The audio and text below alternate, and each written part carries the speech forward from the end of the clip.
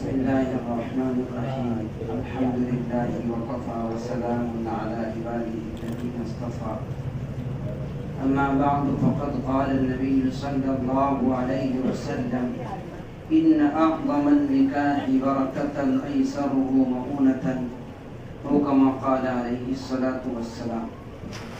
محترم حاضرین مجلس، اللہ کے نبی صلی اللہ علیہ وسلم کا پاک ارشاد ہے کہ سب سے برکت والا نکاح، سب سے زیادہ برکت اس نکاح میں ہوگی جس میں خرچ سب سے زیادہ کم ہو. جس میں خرچ کم ہوگا اس نکاح کے اندر برکت ہوگی. یہ اللہ کے نبی صلی اللہ علیہ وسلم کی بہت مختصر سی حدیث ہے، لیکن ہم نکاح کرنے اور کرانے والوں کے لیے اس میں ایک اسلامی ہدایت ہے. نکاح کے موقع پر اسلام نے ہم کو کیا ہدایت دی ہے؟ ان ہدایات میں سے ایک ہدایت یہ ہے کہ سب سے زیادہ برکت اس نکاح میں ہوگی جس کے اندر خرچ کم سے کم کیا جائے. ہمارے نکاحوں کے اندر بے برکتی کیوں ہے؟ اس کی وجہ ہم خود تلاش کر سکتے ہیں کہ ابھی نکاح ہوتا نہیں ہے، شادی ہوتی نہیں ہے کہ بہت جلد ہی حالات بگڑ جاتے ہیں، خانگی امور میں ناموافقت ہو جاتی ہے. اس کی بڑی وجہ یہ ہے جو حدیث شریف کی روشنی میں سمجھ میں آتی ہے کہ ہم لوگ نکاح کے اندر خرچ زیادہ کرتے ہیں، اور حدیث شریف میں ہے جتنا خرچ کم ہوگا اتنی زیادہ برکت ہوگی. ہم لوگ برکتوں کو چھوڑتے ہیں اور خرچ زیادہ کرتے ہیں. کہاں خرچ ہوتا ہے؟ جہاں سے رشتہ لگنا شروع ہوتا ہے وہیں سے خرچ بڑھنے لگتے ہیں. منگنی کرتے ہیں، اس میں بہت زیادہ خرچ ہوتا ہے. بات پکی کرنے جاتے ہیں، اس کے اندر خرچ ہوتا ہے. ایک دوسرے کو کپڑے کا لین دین کرتے ہیں، اس میں خرچ ہوتا ہے. شادی ہونے تک نہ جانے کتنے خرچ ہوتے. پھر شادی جب ہوتی ہے تو شادی کے اندر بھی بے شمار فضول خرچیاں کی جاتی ہے. مہنگے شادی کارڈ چھپوا کر فضول خرچی کی جاتی ہے. یہ سب زائد خرچ ہیں جس کی وجہ سے ہماری نکاح کی برکتیں ختم ہو جاتی ہیں. ضرورت سے زیادہ، حیثیت سے زیادہ ولیمہ کرتے ہیں، یہ بھی زائد خرچ ہے. ولیمہ بہرحال اللہ کے نبی صلی اللہ علیہ وسلم کی سنت ہے، لیکن جناب محمد رسول اللہ صلی اللہ علیہ وسلم نے مختلف نکاح کیے اور آپ نے ہر نکاح کے اندر مختلف ولیمہ کیا. جس وقت آپ کی جیسی حیثیت اور وسعت تھی ویسے آپ نے ولیمہ کیا. اس سے ہم کو یہ سبق دیا ہے کہ جس کی جیسی وسعت ہو ویسا ولیمہ کریں. اور ہم لوگ یہ چاہتے ہیں کہ ہماری وسعت چاہے جیسی ہو، بہرحال ولیمہ اچھا سے اچھا کرنا ہے. ان تمام فضول خرچیوں کی وجہ سے ہماری نکاح کی برکتیں ختم ہو جاتی ہیں. اور اس کے علاوہ بہت ساری فضول خرچیاں نکاح کے اندر کرتے ہیں. ولیمہ سنت ہے، بہرحال سنت پر عمل کریں، لیکن اپنی جو وسعت اور جو حیثیت ہو اس کے مطابق کریں. اس کے علاوہ نکاح کے موقع پر جو اسلامی ہدایات ہیں ان ہدایات میں سے ایک ہدایت یہ ہے کہ اللہ کے نبی صلی اللہ علیہ وسلم نے بیان فرمایا کسی بھی عورت سے نکاح کیا جاتا ہے، کسی بھی لڑکی سے نکاح کیا جاتا ہے 4 بنیادوں پر. تنکح المرأة لأربع. کسی بھی عورت سے اگر نکاح کوئی کرتا ہے، پیغام نکاح بھیجتا ہے تو 4 بنیادوں میں سے ایک بنیاد ہوتی ہے. سب سے پہلے لمالیا. کبھی کبھی آدمی کسی لڑکی کے خاندان والوں کے مال و دولت کو دیکھ کر کے نکاح کرنا چاہتا ہے. دوسرے نمبر پر ولی حسبیہ. کبھی کبھی اس کے حسب نسب کی وجہ سے، اعلیٰ خاندان کی وجہ سے نکاح کرتا ہے. ولی جمالیہ. کبھی اس کے حسن و جمال کو دیکھ کر کے نکاح کرتا ہے. ولی دینیہ. اور چوتھی بنیاد یہ ہے کہ کبھی کبھی لوگ لڑکی کی دینداری کو دیکھ کر کے نکاح کرتے ہیں. یہ 4 بنیادیں ہیں جس کو لوگ نکاح کرنے کے لیے بنیاد بناتے ہیں. آپ نے اپنی امت کو ہدایت دی، فاصبر لذات الدین. اے میری امتیوں، تم دین والی کو ترجیح دو. جب تم نکاح کے لیے رشتہ تلاش کرو، رشتہ دیکھو تو دیندار لڑکی تلاش کرو. آپ نے دیگر مالدار سے، حسب نسب والی سے، حسن و جمال والی سے نکاح کرنے سے منع نہیں کیا، لیکن آپ نے فرمایا کہ سب سے زیادہ اہم جو چیز ہے وہ یہ ہے کہ تم دین والی کو ترجیح دو اور دینداری کی بنیاد پر نکاح کرو. یہ ایک اسلامی ہدایت ہے. اس کے علاوہ نکاح کے موقع پر اور ایک جو ہدایت اسلام نے دی ہے کہ نکاح کرنے والے کی نیت کیا ہونا چاہیے. اللہ کے نبی صلی اللہ علیہ وسلم کی حدیث ہے ثلاثۃ حق علی اللہ عونہم، 3 لوگ ایسے ہیں جن کی مدد کرنا اللہ کا حق ہے. مشکات شریف کی حدیث ہے 3 لوگ ایسے ہیں جن کی مدد کرنا اللہ رب العزت پر حق ہے. اس میں سے ایک یہ ہے الناکح الذی یرید العفاف، وہ نکاح کرنے والا جو نکاح کرنے سے عفت اور پاک دامنی کا ارادہ رکھتا ہو. نکاح کرنے والے کی نیت یہ ہونی چاہیے کہ میں نکاح کے ذریعے سے پاک دامن بن جاؤں، میری زندگی کے اندر پاک دامنی آ جائے. یہ نیت نہ ہونے کی وجہ سے انسان نکاح کرنے کے بعد بھی پاک دامن نہیں ہوتا. آپ لوگوں کو معلوم ہوگا ابھی جو فحاشی کے اور اس طرح سے بہت سارے واقعات جو ہوتے ہیں وہ غیر شادی شدہ سے زیادہ اس کے اندر شادی شدہ نوجوان مبتلا ہیں. اس کی وجہ یہ ہے کہ نکاح کرنے کے وقت جو نیت ہے کہ میری زندگی کے اندر پاک دامنی آ جائے، میں پاک دامن ہو جاؤں، وہ نیت ہی نہیں ہوتی. اس لیے اسلامی ہدایت نکاح کرنے کے وقت یہ ہے کہ نکاح کرنے والے کی نیت یہ ہو کہ میں اس کے ذریعے سے پاک دامن ہو جاؤں، اس پر اللہ رب العزت کی مدد ہوگی. اور چوتھی ہدایت جو والدین کے لیے ہے وہ یہ ہے کہ وقت ہونے پر بچوں اور بچیوں کے نکاح کی عمر کو پہنچنے پر نکاح کرنے میں جلدی کی جائے. مشکات شریفی کی حدیث ہے اللہ کے نبی صلی اللہ علیہ وسلم نے ارشاد فرمایا اذا ولد له ولد، جب کسی شخص کو بچہ ہو اس پر 3 حق ہیں. اولاد کے 3 حقوق بیان کیے گئے ہیں. فَلْيُحْسِنِ اسْمَهُ، سب سے پہلے نمبر پر اس کا اچھا سا نام رکھے. دوسرے نمبر پر وَأَدَّبَهُ، اس کو ادب سکھلائے، اس کی تربیت کرے.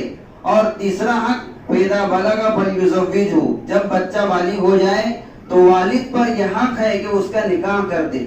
فَإِن بَلَغَ وَلَمْ يُزَوِّجْهُ، اگر بچہ نکاح کی عمر کو پہنچ گیا اور والد نے نکاح نہیں کیا فَأَصَابَ إِثْمًا فَإِنَّمَا إِثْمُهُ عَلَىٰ أَبِيهِ، اور بچہ کسی گناہ کے اندر مبتلا ہو گیا تو اس کا گناہ اس کے باپ پر بھی ہوگا.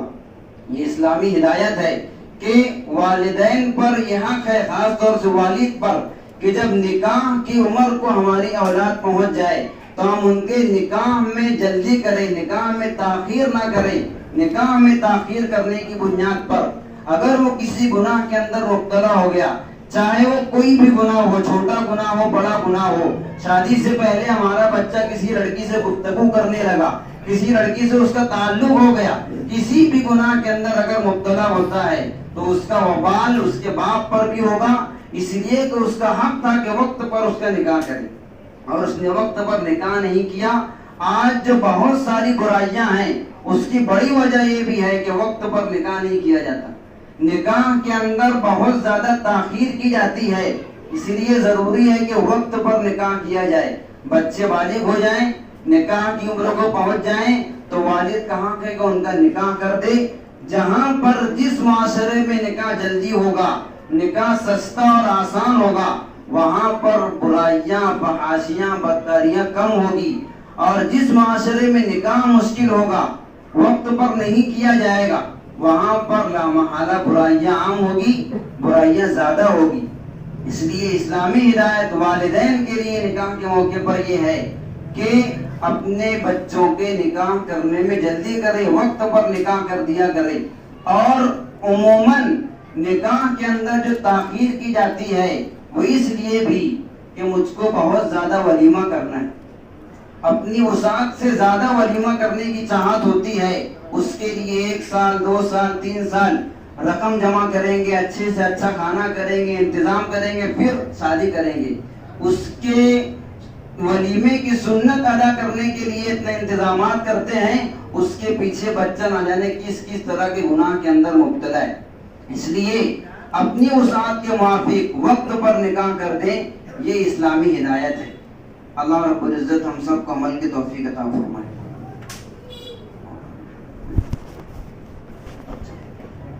مزید جو بہت ضروری ہدایت اس موقع پر ہے وہ یہ کہ عام طور پر اب یہ دیکھا جا رہا ہے کہ نکاح کرنے کے لیے جب آتے ہیں تو کارڈ پر نکاح کا وقت کچھ اور رقم ہوتا ہے اور مجلس میں مسجد میں آتے ہیں بہت تاخیر سے.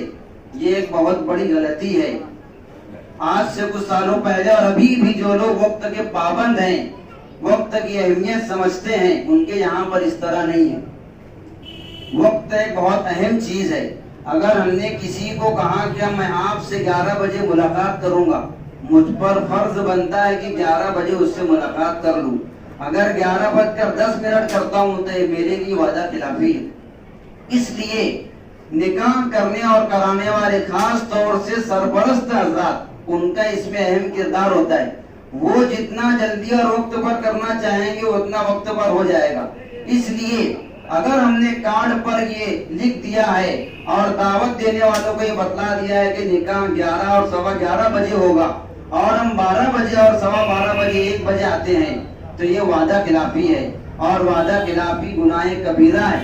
جب ہم مجلس نکاح میں جہاں پر 2 زندگی مل کر کے ایک زندگی بننے والی ہے, وہاں سے 2 لوگ اپنی زندگی کو جوڑنے والے ہیں, اتنا اہم موقع ہے, وہاں پر اس طرح کے گناہ کا اگر ہم ارتکاب کریں گے تو نکاح کی برکتیں کہاں سے حاصل ہوگی. اس لیے بڑا پیغام یہ ہے کہ نکاح کے لیے ہم جو وقت طے کریں اور جو وقت لوگوں کو بتلائیں اس وقت پر پہنچنے کی مکمل کوشش کریں. اس کے لیے ہمارے شہر میں بڑے ایک ہوائیں چلا رہے ہیں کہ وقت پر نکاح ہو. اس کے لیے نکاح کو کسی نماز سے متصل کر دیا جائے. ظہر کے بعد عصر کے بعد نکاح کو جب نماز سے آپ متصل کر دیں گے کہ جو بھی حضرات نکاح میں شرکت کرنا چاہتے ہیں وہ عصر کی نماز فلاں مسجد کے اندر ادا کریں, نماز کے فوراً بعد نکاح ہو جائے گا. تو اس میں یہ وقت کی تاخیر اور یہ وعدہ خلافی نہیں ہوگی اور یہ جو بدنظمی یہ بھی دور ہو جائے گی. اس لیے نماز کو نکاح سے متصل کریں. کسی نہ کسی نماز کے بعد اپنے نکاح کو کر لیا کریں تاکہ اس طرح سے بدنظمی اور لوگ آ کر کے انتظار کریں اور لوگوں کو تکلیف ہو, اس سے ہم لوگ بچ جائیں. اس کے علاوہ بہت ساری اسلامی ہدایات ہیں نکاح کے موقع پر جو بیان کی جاتی ہیں, ہم اس پر عمل کریں. اللہ کے نبی صلی اللہ علیہ وسلم کی بہت ساری سنتیں ہیں کہ یاد رکھیں کہ نکاح کے موقع پر جو خرچ ہے بیان کیا گیا ہے کہ سب سے زیادہ برکت اس نکاح میں ہوگی جس کے اندر خرچ کم ہو. تو ہم کو معلوم ہونا چاہیے کہ شریعت کی طرف سے ہم پر کتنا خرچ ہے اور شریعت نے ہم پر کن کن چیزوں کو لاگو کیا ہے. ایک چیز مہر ہے اور دوسری چیز ولیمہ ہے, اور یہ دونوں چیزیں جو ہے وہ لڑکے کے اوپر ہے. لڑکی کے اوپر شریعت نے کسی قسم کا خرچ نہیں رکھا ہے. لڑکی کے اوپر شریعت کی طرف سے کوئی خرچ نہیں ہے. جو خرچ ہے وہ لڑکے کے اوپر ہے.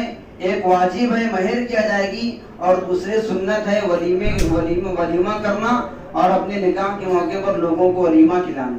یہ 2 چیزیں ہیں اور دونوں چیزیں صرف اور صرف لڑکے پر ہے. شریعت کی طرف سے لڑکی پر کوئی خرچ نہیں ہے. جو کچھ ہے وہ ہمارا اپنا پیدا کیا ہوا ہے. ہم نے اس کو خرچ بڑھا کر کے نکاح کو مشکل کر دیا. اس لیے فضول خرچی سے بچتے ہوئے جتنا ہو سکی صرف وہ خرچ کریں جس کو شریعت نے ہم پر فرض کیا ہے. مزید ایک بات وہ یہ کہ ہم لوگ فضول خرچیاں تو بہت کرتے ہیں, لیکن جو شریعت نے ہم پر واجب کیا ہے اس کی ادائیگی میں سوچتے ہیں کہ بہت کم ہو.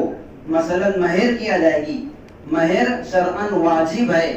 اس کی مہر کی رقم ہمارے آج کل کے معاشرے میں بہت ہوا تو 5,000 یا کسی نے دیا تو 10,000 بس. اس سے زیادہ اگر دیے یا طے کیے تو بولتے ہیں بہت زیادہ ہے. اس کے علاوہ دیگر مواقع پر بہت زیادہ خرچ کر دیں گے, لیکن جو خرچ شریعت نے واجب کیا ہے اس کی ادائیگی اس میں بہت کوتاہی کرتے ہیں. اور حضرت عمر رضی اللہ تعالیٰ عنہ کی اس حدیث سے اور اس بات سے حوالہ دیتے ہیں. آپ نے فرمایا لا تغالوا فی المہر, مہر کے اندر مغالات مت کرو, بہت زیادہ مہر مت طے کرو. ہم کو سمجھنا چاہیے کہ حضرت عمر رضی اللہ تعالیٰ عنہ کی یہ بات کس پس منظر میں ہے. آپ رضی اللہ تعالیٰ عنہ نے یہ بیان کیا تھا اس وقت جب کہ لوگ مہر ایک دوسرے پر فخر کے لیے بڑھاتے تھے کہ اگر میری مہر 50,000 ہے تو کوئی یہ چاہے گا کہ میری مہر اس سے زیادہ ہو، وہ 60 دے گا، تیسرا سوچے گا میری اس سے بھی زیادہ ہو، 70 کرے گا. تو ایک دوسرے پر فخر کے لیے، ایک دوسرے کے مقابلے میں اضافے کے لیے آپ نے منع کیا، اور وہ منع جو بہت زیادہ اپنی حیثیت سے زیادہ ہو. لیکن اللہ کے نبی صلی اللہ علیہ وسلم کی آپ کے نکاح کے حالات کو اٹھا کر کے دیکھیے. آپ کی تمام ازواج کا مہر سوائے حضرت ام حبیبہ کے، آپ کی تمام بیٹیوں کا مہر 500 درہم. 500 درہم آج کے وزن کے حساب سے 131 تولہ چاندی. اللہ کے نبی صلی اللہ علیہ وسلم نے اپنی تمام بیٹیوں کو، تمام بیویوں کو جو مہر دیا ہے اور بیٹیوں کو جو مہر ملا ہے وہ 500 درہم آج کے وزن کے حساب سے 131 تولہ، اور گرام اور کلو کے اعتبار سے تقریباً 1.5 کلو چاندی. اتنی چاندی آپ نے مہر میں دی ہے. تو ہم لوگ نکاح کے موقع پر یہ ایک اہم سنت اور اہم واجب جس کی ادائیگی میں اپنی حیثیت کے موافق زیادہ سے زیادہ کرنا چاہیے، اس کو بھول جاتے ہیں. آج کل کی مہنگائی کے حساب سے 5,000 10,000 کوئی معنی نہیں رکھتا. 15,000 20,000 روپے کرے تب بھی اس کی اہمیت نہیں ہے. اس لیے نکاح کرنے والے سرپرست حضرات ان کو چاہیے کہ اس رواج کو بھی ختم کریں. اور 3 طرح کے لوگ ہیں، بہت ادنا درجے کے ہیں، غریب طبقے کے ہیں، تو اپنی دونوں طرف کی رضامندی کے مطابق طے کر لیں. اور جو متوسط طبقے کے لوگ ہیں وہ مہر فاطمی ادا کریں، جس کی مقدار بتلائی گئی کم سے کم تقریباً 1.5 کلو چاندی، 131 تولہ چاندی. اور جو بہت اعلیٰ درجے کے لوگ ہیں وہ حضرت ام حبیبہ رضی اللہ تعالیٰ عنہ کا مہر ادا کریں، جو کہ تقریباً 12 کلو چاندی. اللہ تعالیٰ عمل کی توفیق عطا فرمائے.